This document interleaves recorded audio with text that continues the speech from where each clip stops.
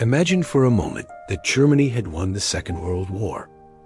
France, which historically fell in only 6 weeks in 1940, would never have been liberated. There would have been no Allied landings in Normandy, no May 8th celebrations of freedom. Instead, France would have remained under permanent German control. The Vichy government, which in reality already collaborated with Berlin, would have become a true puppet state, entirely dependent on the Reich. The French state would have existed only on paper, while all real power was exercised from Berlin. Paris, once a political and cultural capital, would have lost its influence and prestige. Daily life would have been shaped by occupation and repression. Censorship would be strict, resistance brutally crushed, and the Gestapo deeply entrenched in French cities. The French language might still be spoken at home, but German would increasingly dominate administration, education, and public life. Street signs in Paris could carry German translations. Schools would teach loyalty to the Reich, and French history would be rewritten to fit a German narrative.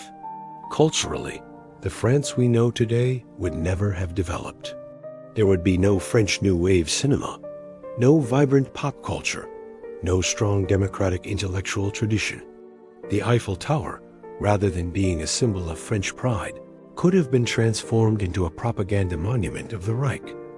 Economically, France would have served as a supplier of resources and labor to Germany.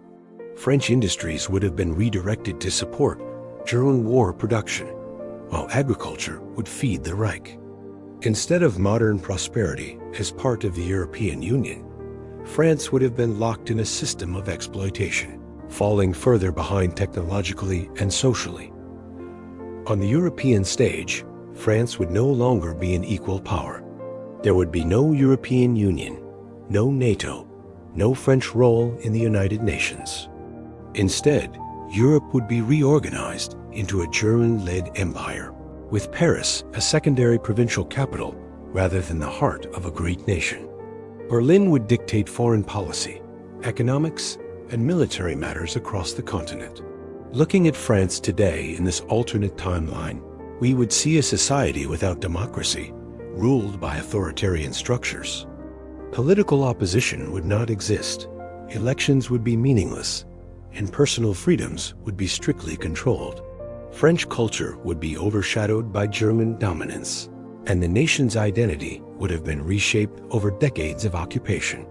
In this world, France would not be known for its independence, creativity, and influence, but as a subdued province of a greater empire.